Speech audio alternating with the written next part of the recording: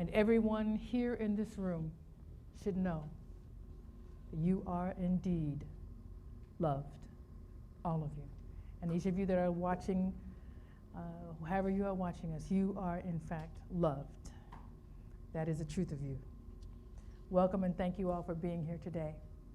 We are Harmony Spiritual Center. We are a New Thought Center, which simply means that we believe that we can change our lives by having a new thought, just changing our minds about things. And so what we do here is just simply teach, learn, experience. We don't have to believe me. You have to believe what I say, although I am telling you the truth as I know it. But I'm asking you to try some things. And so we just put out information for you to try, to test, to see if your life can't be as great as we say it can be, because we are individualized expressions of the one love. And we get to co-create our lives, change our minds with every single day, every single moment. We get to do that. So thank you so much for being here today, and welcome. What I want you to know is that whatever it is that you are seeking in the world, it is yours, and you must just speak it out. Everything is available to you, and a prayer is simply a demand to the universe, saying very clearly, this is who I am, this is what I want. Just speak it clearly. Speak what you seek, and you will have what it is you're looking for. So last week we talked about what is ours to do, and that's my favorite thing to say. We were just talking about it today. Who knows? That statement comes up all the time. What is mine to do? What is mine to do? Because once we get clear about that, we can let everything else go. We don't have to worry about what's going on in Egypt or anywhere else in the world until we figure out what is ours to do about that. We don't have to worry and concern ourselves with all the things that are happening. Just discover what is yours to do and do that. Just do that, and that will be enough. That will be enough. So what is ours to do as a community that we talked about? Getting clear about what's yours to do, and then getting clear about what is ours to do. That brings us peace and joy and the life we're looking for ourselves and for this community. So what is yours to do?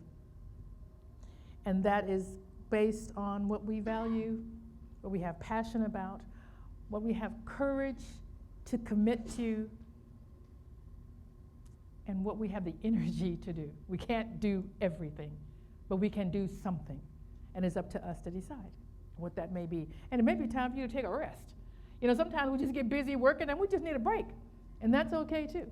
Just because I'm talking about what's yours to do doesn't mean you got to do it right now, right? Just because we're getting clear. We don't do it right now. So sometimes it's just all right, good to just take a rest and do that as well. Today I want to talk about looking for the good. Look for the good.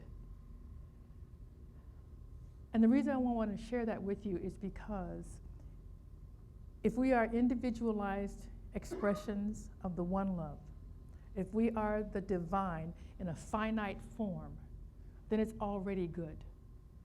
Then we are good, we are love, and we look for that in every single thing that we do. And we get to whatever we're involved in. If we find that things are kind of not going the way we want it to go, we can change our perspective about it. Because we see what we're looking for. We see what we are looking for. So I've shared this story with you. It's a part of it is my life story, part of my growing up story. And so I share it a lot because it is so powerful. And as I get older and as I reflect on more and more things that I want to do, I see how much it has formed and informed my life. My mother and my father was in the military, so I traveled around with them my whole life until I was old enough to get out on my own. But I was raised by them, and so I have their perspective on life. My mother and father met at a black college, Prairie View, A&M, and that's where they met and married. My father's from Waco, my mother is from the Galveston area, so they're from Texas. And one thing they didn't want was for us to be raised in a racist South. They simply did not want us to have that experience. That is why he joined the military and moved us out. So I don't have any understanding or knowledge, seriously, and it's really strange for people to hear me say that, but it's true and it remains true. No knowledge of racism or the fact that color mattered. The only thing that mattered in the military is that we were all green. Everybody was green. And it was either stars, bars, or stripes. That was the significance in terms of who got to tell other people what to do. But it had nothing to do with the color of our skin. And not till I came back to Waco in the 9th grade, we came back a lot. And even when we came back, I still did not see racism or that the color of our skin mattered. Because that's how my parents sheltered us. That's the perspective that they gave all of us for our lives, that our skin color didn't matter. And it didn't. Recently I was talking to Ken, and then I actually checked in with my sister, because I did not know. We would get up in the middle of the night, 1 o'clock, midnight, whatever it was, 2 o'clock in the morning, to travel to the next place that we were going to be stationed in, from Texas to Washington. My whole life, and my mother would make, my grandmother fry up chicken, and we have sausage, and we have crackers and cheese, you know what I mean? These are all sodas, and we just have all this, this traveling food diner in the car. And I loved it. It was a part of my childhood experience. And I always thought we got up early because they wanted to beat traffic, and they wanted to get where we were going at a certain time. But I discovered, at this age, that the reason why we had to do that was so that we wouldn't run into trouble as black people traveling on the road. We wouldn't get into trouble. I had no knowledge of that. None. Because that's not the life my parents shared with me. That's not the perspective that they gave me in my life. So people ask me, because I travel all around and I've done a lot of things, and they ask me about, what racist things have you run into? And they look at me like I'm crazy when I say, none. None. And the reason why is because I don't look for it. I don't expect it. People have told me in my whole life that I walk into a room as if I was a queen. Okay? Queen Pjae. All right? I didn't know I was doing that. I didn't know that. But that's what my parents said to me. You belong wherever you are.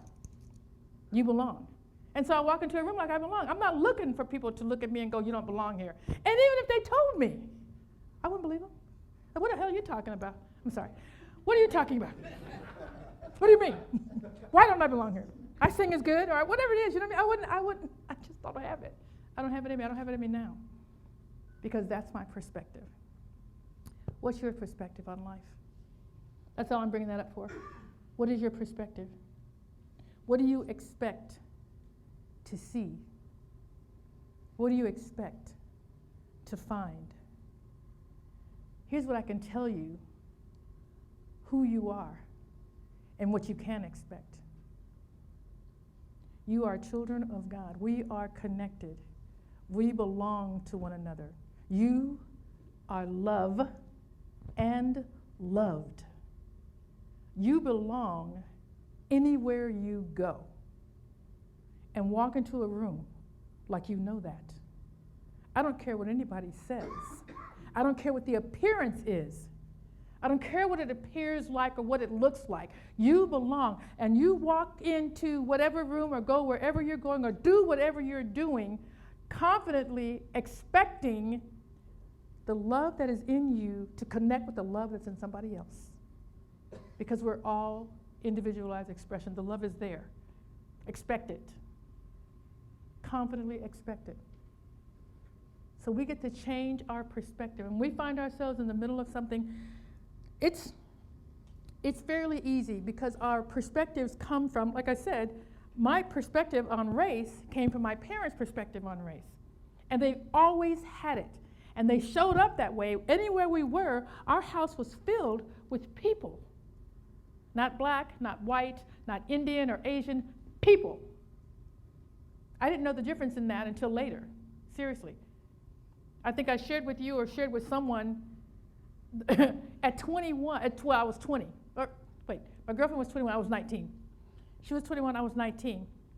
She was Hispanic, all right?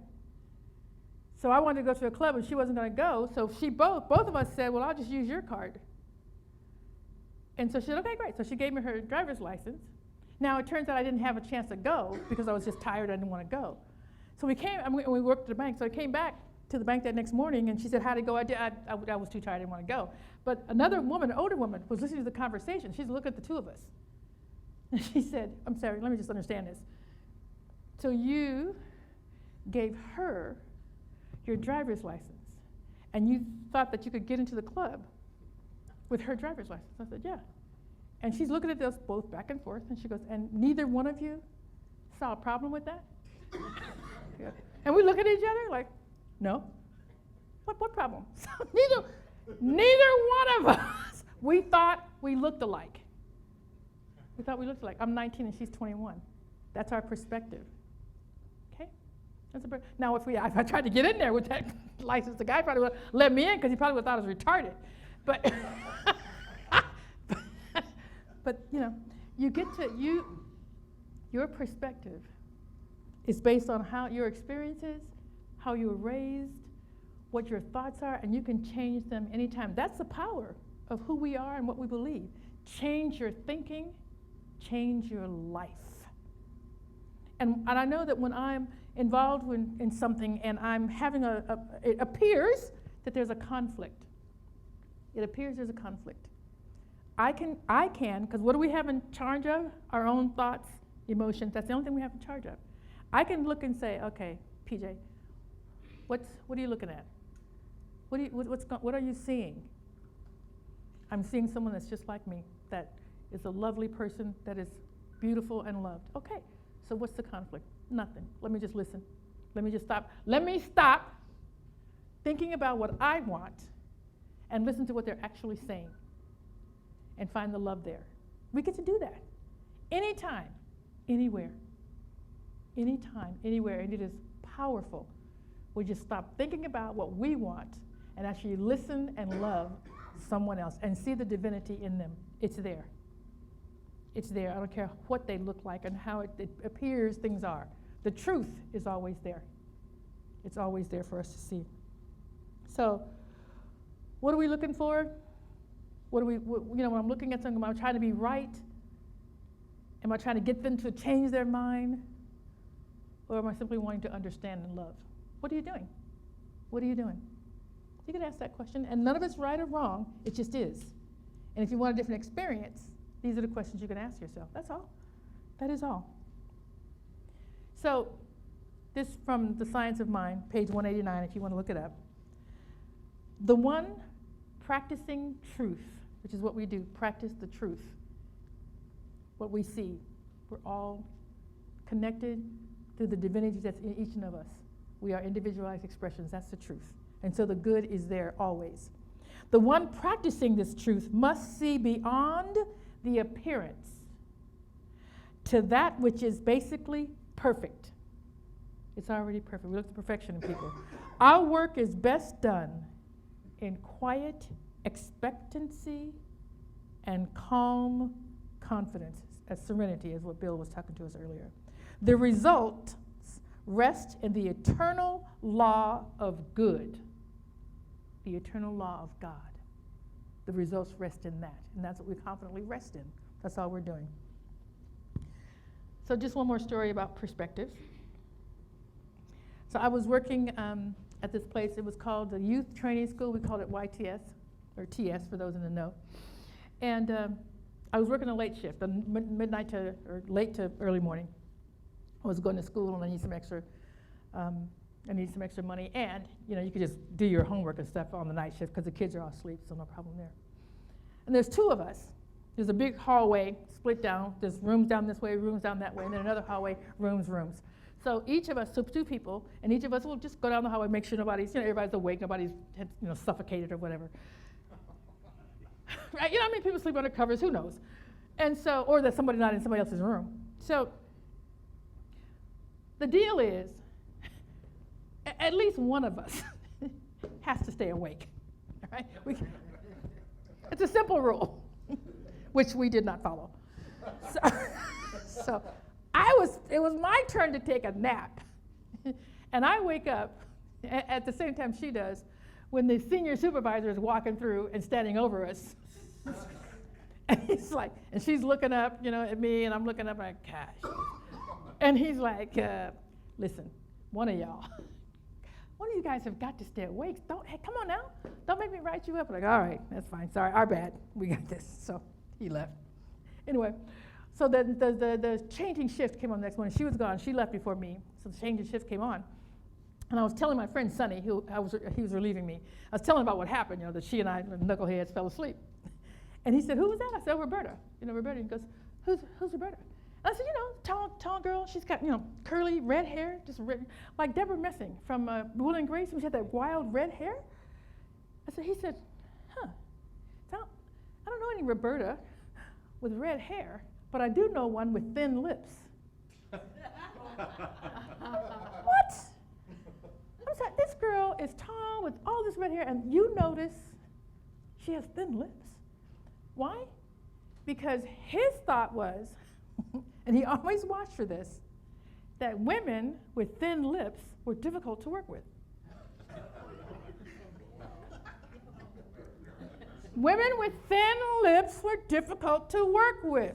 That's what I was just like, what now? So my point of that is that we see what we're looking for. She was tall, all this wild hair, and he's honing in. See them lips. Because I don't want to deal with her. She's got thin lips. What? Okay. That's just a funny story. It's a true story. Point is, we see what we're looking for. We see what we're looking for. What are you looking for? I'm asking you to look for the good. Because it is there. It has to be. Why? Because we're all the divine. So the good has to be there. And I can tell you this is not the reason to do it, but this is the result of what happens. When you look at someone with love, love looks back at you, period. People know when they are being loved and listened to. They know it. They know it. I've had experiences with just giving up my perspective, and that's when you're dealing with your children, and you know what's right, but they don't think you do. And you have to give up knowing what is right to hear what they have to say to you. Because why? You love them. And when you do that, they feel the love from you. And I can't tell you the ice that breaks and melts when that happens for anyone. For anyone. So I'm saying, look for the good, look for the God, look for the love. What stories are we telling ourselves? What is it that we do, or why? It doesn't matter why, it's what. It doesn't matter why, just recognizing what it is.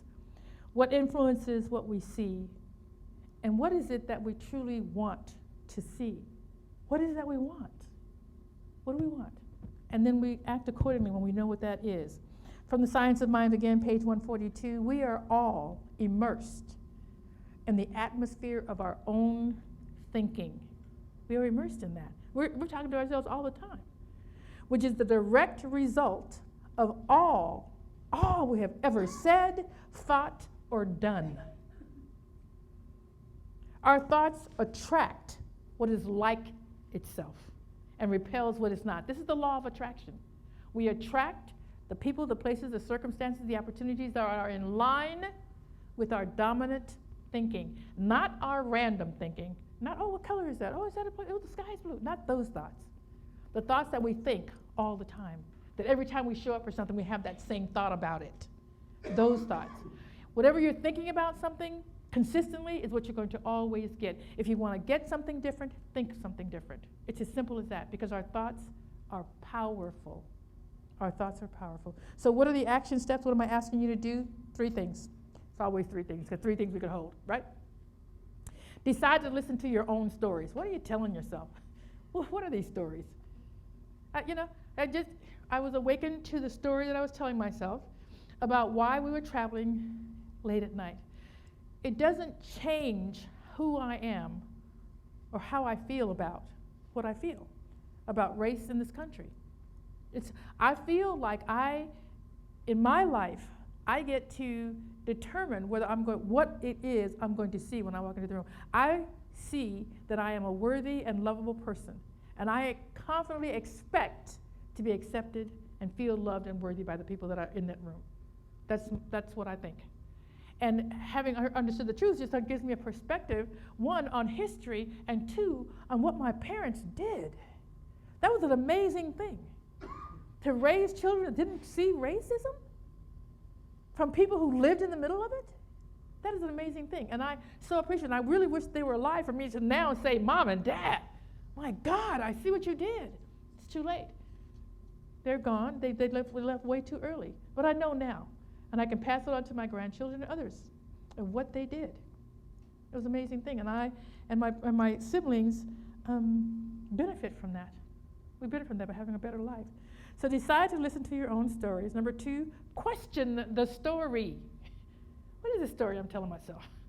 What? Do I want this to be true? Is this story helping me in any way? Then tell another story. There's a whole bunch of stories out there. We're all storytellers, by the way. You know, listen, if you don't think you're a storyteller, check yourself out when you're at, my favorite place is Walmart, because there's so many stories going on. And there's certainly a lot of stories going on in your head, right? Believe me, we are all storytellers. So question the story. And number three, change your mind and tell a different story. And start with this: God is what? Present? Yes. God is this person in finite form. God is what? Start your story with that and see how it changes your life. We get what we look for. So you want to get something different? Look for something different. Question what you're looking at and why it matters. You're looking to be right, or are you looking to be understood, or are you trying to see the divinity in all things? What are you doing? When you see the divine, all things are made clear. When you start with that, all things are made clear. My final quote: every man is an incarnation of eternity, a manifestation in the finite of that infinite which, as Emerson tells us, lies stretched in smiling repose. I mean, God is just looking on all of things, everything, just smiling and happy, and knowing these are my children. This is creation. They are all a part of me, of love, and everything is well. And so it is. Namaste.